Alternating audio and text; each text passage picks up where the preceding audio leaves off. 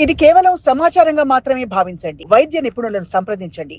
వర్ణంలో పిల్లలకి ఏ విధమైనటువంటి జాగ్రత్తలు ఈదర్ పిల్లలకైనా, పేరెంట్స్‌కైనా కూడా వాళ్ళ డెవలప్‌మెంటల్ గురించి కానీ, లేదు అంటే ఆటిజం ఉన్న పిల్లల్లో మనం ఎంత ట్రీట్మెంట్ ఇచ్చినా కూడా at the end of the day మనకి ఇంట్లో ఇచ్చే వాళ్ళకిచ్చే స్టెప్స్ కూడా చాలా ఇంపార్టెంట్‌గా ఉంటుంది. సో, వర్ణంలో పిల్లల డెవలప్‌మెంట్ కోసం ఎలాంటి స్టెప్స్ తీసుకుంటారు? సో, ఒకటి ఏంటంటే అండి, ఒక డయాగ్నోసిస్‌తో వచ్చారు. లేకపోతే ఎర్లీ ఇంటర్వెన్షన్ అని వచ్చారు.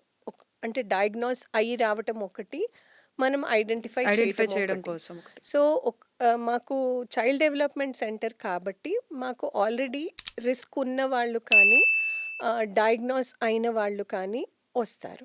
ఒకవేళ వచ్చినప్పుడు మనం ఏం చూస్తామంటే, ఏ లెవెల్‌లో ఉన్నారు వీళ్ళు. అంటే మనం ఫస్ట్ ఆఫ్ ఆల్ డయాగ్నోస్ అనేది 3 సంవత్సరాల వరకు చేయకుండా ఉంటామన్నమాట. అది ఎందుకు అనంటే వీళ్ళకి ఎంత ఆపర్చునిటీస్ ఉన్నాయి. వేరే పిల్లలు పక్కన ఉన్నారా లేదా? ఇప్పుడు మీరన్నట్టు ఇందాక ఒక పిల్లోడు ఉన్నారు, లేతే ఇద్దరు పిల్లలున్నారు. కానీ బయట ఆడుకోవటానికి ఎవరు లేరు. హ్మ్.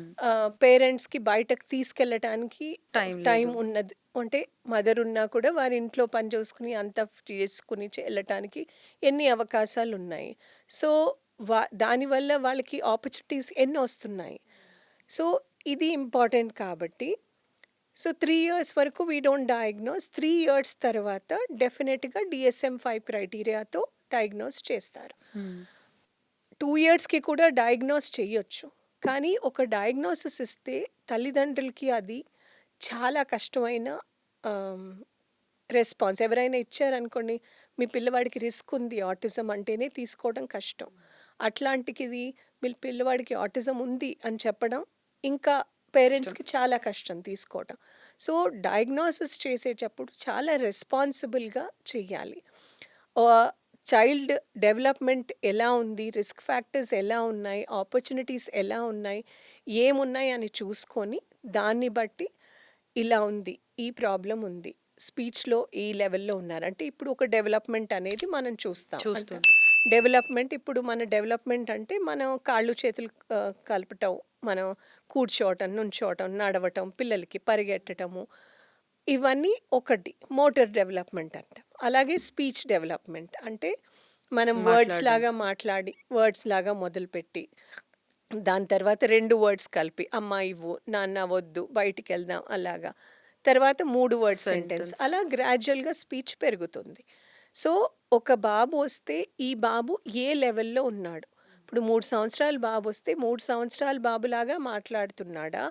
లేకుండా సంవత్సరం బాబులాగా మాట్లాడుతున్నాడా? అది మనకి చూసుకుంటాం. అది చూసుకొని అక్కడి నుంచి థెరపీ స్టార్ట్ చేస్తాం. అలాగే మోటార్ డెవలప్‌మెంట్ కూడా. నడవటం ఎంతవరకు నడుస్తున్నారు. ఈ నడవకపోవటానికి కూడా కొన్నిసార్లు సెన్సరీ ఇష్యూస్ కారణం అవ్వచ్చు. అంటే హ్మ్. కొంచెం లేట్‌గా రావటం. అంటే 3 సంవత్సరాల బాబుని కాదు, కొంచెం లేట్‌గా నడిచే అవకాశాలుంటాయి. అలాగే ఆడుకోవటానికి కూడా ఏమి ప్రాబ్లమ్ వస్తుంది? ఏ సెన్సరీ ఇష్యూస్ ఉన్నాయి? దేనివల్ల బాబు అటెన్షన్ ఇవ్వట్లేదు? దేనివల్ల బాబు రెస్పాండ్ అవ్వట్లేదు? ఇవి చూసుకుంటాము. ఇంకొకటి ఎప్పుడైనా స్పీచ్ డిలే అయితే మనకి వినికిడి సరిగ్గా ఉన్నదా అని ఫస్ట్ చూసుకోవాలి. హ్మ్. దానికి బేరా టెస్టింగ్ అనేది చేస్తారు.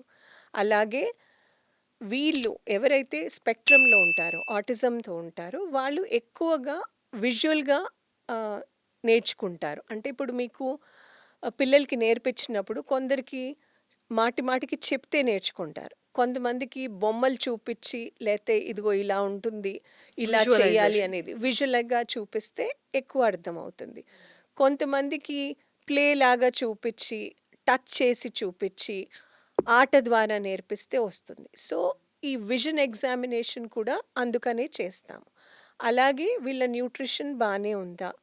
ఏమన్నా ఐరన్ డెఫిషియన్సీస్ ఉన్నాయా? విటమిన్ డెఫిషియన్సీస్ ఉన్నాయా? ఏమన్నా ప్రాబ్లమ్స్ ఉన్నాయా? అనేది చూసుకొని అవి సరిగ్గా ఉండేట్టు చూసుకుంటాము. ఓకే. ఇంకొకటి ఏంటంటే థెరపీస్ అనేది ఇస్తారు. కానీ థెరపీస్ ఇచ్చే ముందు మనకి ఇంట్లో రొటీన్ ఎలా ఉంది అనేది చాలా ఇంపార్టెంట్. సో, నిద్ర ఒక టైంకి పడుకోవటం, ఒక టైంకి లెగవటం. ఇది కరెక్ట్‌గా ఉంటే బిహేవియర్స్ కరెక్ట్‌గా ఉంటాయి. నిద్ర సరిగ్గా లేని బిడ్డ బిహేవ్ చేసే తీరు వేరేగా ఉంటుంది. ఆకలేసే బిడ్డ బిహేవ్ బిహేవియర్ చేసే వేరే ఉంటుంది. వేరేగా ఉంటుంది. సో, ఆకలి ప్రాబ్లం లేకుండా నిద్ర కరెక్ట్‌గా పడుకొని లెగిసి కాన్‌స్టిపేషన్ అనేది లేకుండా ఇవన్నీ మనం చూసుకొని ఒక ప్యాటర్న్‌లో పొద్దున్న లెగిస్తే బాబు ఏ టైంకి తింటున్నాడు, ఒక పద్ధతిలో తింటము.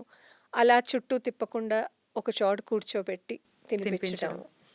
తినిపిచ్చేది అన్ని రకాలు అలవాటు చేయటము. ఇది నేర్పించటం పిల్లలకి. సో, అది ఎలా నేర్చుకుంటారు? నువ్వు ఇక్కడ కూర్చో, నువ్వు తిను అంటే రాదు. యూజువల్‌గా మనతో పాటు కూర్చోబెట్టి మనం కూడా తినిపిస్తూ ఉంటే తింటూ, మనం ఇలా తిందాము, మనం ప్లేట్ పెట్టుకుందాం, మనం అన్నం ఇలా అన్నీ వడ్డించుకుందాము అని మనతో పాటు అలవాటు కూర్చోబెట్టుకొని చేస్తే చేపించుకొని. ఫుడ్ అలవాటవుతుంది. అలాగే మనం టీవీ చూడకుండా ఉంటే, వాళ్ళు టీవీ చూడకుండా ఉంటారు. అంటే టీవీయే కాదు, మొబైల్ ఫోన్ కూడా. Any electronic any devices. Electronic device. So, అది కూడా అలా అవుతుంది. అలాగే పడుకోవటం కూడా. ఇవాళ ఒక రోజు, రేపు ఒక టైము, ఎల్లుండి ఒక టైము అలా కాకుండా ఒక టైంకి పడుకోబెట్టడం. ఇలా చేస్తే ముందు ఇంట్లో రొటీన్ కరెక్ట్‌గా ఉంటుంది. ఎక్కడికన్నా ఎళ్తుంటే, ఇక్కడికి ఎళ్తున్నాం మనం, ఇంతసేపు ఉంటాము, మళ్ళీ వెనక్కొస్తాము. ఇది క్లియర్‌గా వాళ్ళకి చెప్పాలి. ఎందుకంటే వీళ్ళకి కొన్నిసార్లు రిజిడ్ బిహేవియర్స్ ఉంటాయి ఇందాక చెప్పినట్టు. అవును. మీకు సడన్‌గా ఇలా చేస్తున్నానంటే అర్థం కాదు. మనం ఇక్కడికి వెళ్తున్నాను నాన్న, ఇలా ఎళ్ళినప్పుడు ఇంతసేపు ఉంటాము. ఇలా ఎళ్ళిన తర్వాత ఇంతసేపు అయిన తర్వాత వస్తాము. నీకు కావాలంటే నీ బ్యాగ్ లోపల ఒక బిస్కెట్, స్నాక్ నీకు కావాల్సింది, మీరు ఫ్రూట్ ఇవ్వాలనుకుంటే అది, బుక్ కావాలంటే బుక్, కలర్స్ చేసుకోవాలంటే, ఏదన్నా బొమ్మ ఇష్టమైతే అలా. ఇవి అన్నీ ఏడ్చుకొని ఎళ్తే కనుక బాబు మోర్ కంఫర్టబుల్‌గా ఉంటాడు. బిహేవియర్స్ రాకుండా ఉంటాయి. సో, ఫస్ట్ మనం రొటీన్ ఏర్పరచటం ఒకటి. స్క్రీన్ టైమ్ లేకుండా ఉండటం ఒకటి. ఇంట్లో మనం మోడల్ చేసేది ఒకటి. అంటే మోడల్ అంటే తల్లిదండ్రులు కానీ, గ్రాండ్ పేరెంట్స్ కానీ ఎవరుంటే వాళ్ళు. ఇప్పుడు మనం ఇంట్లో గట్టిగా మాట్లాడి వాళ్ళని నువ్వు నెమ్మదిగా మాట్లాడు అనంటే రాదు. వినరు. అంటే వాళ్ళని చూసేదాన్ని బట్టే ఉంటది. నేర్చుకుంటారు. సో, మనం మాట్లాడేది మనము, చెప్పేదే. మనకి ఇది కరెక్ట్ చేయలేదు అన్నా కూడా, ఆ బాబు గట్టిగా అరుస్తున్నా కూడా కొంతసేపు క్వైట్‌గా ఉండి, మెల్లగా, నెమ్మదిగా నాకు అర్థమవుతుంది నీకిది నచ్చట్లేదు, కానీ మనం ఎందుకు చేయట్లేదు అని మనం మెల్లగా చెప్పాలి. ఎక్స్‌ప్లెయిన్ చేయాలి. సో, అప్పుడు వాళ్ళకి అర్థమవుతుంది. గ్రాడ్యుయల్‌గా అవుతుంది. అంటే ఈరోజు చెప్తే ఈరోజే అర్థమవుతుందని కాదు. మనం అది చేస్తూ ఉంటే రోజు ఇంప్రూవ్ అవుతుంది. అలాగే మనం బ్రష్ చేయటము, డ్రెస్ వేసి తీసుకోవటము. అంటే ఇప్పుడు జాబ్‌కెళ్తూ ఉన్నప్పుడు గబగబా నాకంత టైం లేదురా, ఏసేస్తాను, షర్ట్ ఏసుకో, ఇదేసుకో ఇలా. సో, మనము ఆ 10 నిమిషాలు ఆళ్ళకిచ్చి నాన్న షర్ట్ ఏసుకో, మెల్లగా నేను హెల్ప్ చేస్తాను. అంటే ఇది చెప్పటం చాలా తేలిగ్గుంటదండి. చేసే వాళ్ళకి చాలా కష్టంగా ఉంటుంది. ఎందుకంటే వాళ్ళ డైలీ వాళ్ళ రొటీన్ హరీలో వాళ్ళు వాళ్ళ ఉంటారు. దీంట్లో ఉంటుంది. కాకపోతే మనం షుడ్ అండర్‌స్టాండ్ దట్ వీళ్ళకి కొంచెం ఎక్కువ టైం టైం ఇవ్వాలి. ఇవ్వాలి అని. రైట్? So, parents understanding.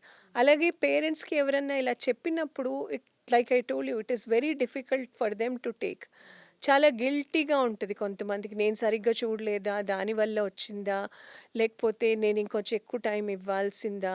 నేనేమన్నా పాపం చేశానా పోయిన జన్మలో, దానివల్ల వచ్చిందా? ఇలా రకరకాలొస్తాయి. హ్మ్. దీనికి రెస్పాన్సిబుల్ కాదండి. అందరూ తల్లిదండ్రులు పిల్లలకి చాలా బాగా చూసుకోవాలనుకుంటారు. చాలా మంచి చేయాలనుకుంటారు. కానీ వేరియస్ కారణాల వల్ల మనకి వీలవ్వదు. So, we should not blame ourselves. That is one thing. రెండోది, కొంతమంది ఏం లేదు, వీళ్ళు ఊరికే ఆలోచిస్తున్నారు, అంతా బానే ఉంది, మీరు ఎక్కువ ఆలోచిస్తున్నారు, హ్మ్. ఏం లేదు అని డినయల్‌లో ఉంటారు. 2 చేయకూడదు. ఒకటి, డినయల్ లేదు, మనం ఫస్ట్ యాక్సెప్ట్ చేస్తే, ప్రాబ్లమ్ ఉంది అని యాక్సెప్ట్ చేస్తే మనం వెళ్ళగలుగుతాం. మనం తెలుసుకున్నాక ఏ సెంటర్ బాగా చేస్తారు. అంటే చేస్తుంది. ఇప్పుడు అన్‌ఫార్చునేట్‌లీ ఏమవుతుందంటే, ఉద్దేశం మంచిదైనా కూడా డిఫరెంట్ సెంటర్స్ ఉంటాయి. కొంతమంది కొన్ని విధాలుగా చేస్తారు. సో, మనం వెళ్ళే సెంటర్ కరెక్ట్ సెంటరా? అక్కడ చేసేవాళ్ళు కరెక్ట్‌గా చేస్తున్నారా? బాబుకి కరెక్ట్‌గా గోల్స్ పెట్టుకుంటున్నారా? అంటే గోల్స్ అంటే ఇప్పుడు నేను చెప్పినట్టు ఇందాక ఈ లెవెల్‌లో ఉన్నారు బాబు. నెక్స్ట్ 3 నెలల్లో బాబు ఏ ఇక్కడికి రావాలి లెవెల్‌కొస్తుంది. రావాలి అని. మనం ప్రయత్నం చేస్తాము. మనము ప్రయత్నం చేశాక కూడా గోల్ వరకు రాకపోవచ్చు. అది ఎందుకవుతుంది అంటే, థెరపీ సెంటర్‌లో వాళ్ళు మాక్సిమం ఒక 2 గంటలుంటారు. మిగతా 22 గంటలు ఇంట్లో ఇంట్లో ఉంటారు. సో, ఏదైతే ఇక్కడ చేస్తున్నామో అది కూడా ఇంట్లో చేసి పేరెంట్స్ వాళ్ళని వాళ్ళు ట్రైన్ చేసుకుంటే అప్పుడు వాళ్ళకి బెటర్గా ఉంటుంది. సాక్షి టీవీ ప్రసారాలను నిలిపివేయడం చట్టరీత్యా నేరం. సాక్షి టీవీ ప్రసారాల కోసం మీ స్థానిక కేబుల్ ఆపరేటర్ను వెంటనే సంప్రదించండి. డిటిహెచ్లో ఇంటర్నెట్లో కూడా సాక్షి టీవీ ప్రసారాలను వీక్షించవచ్చు.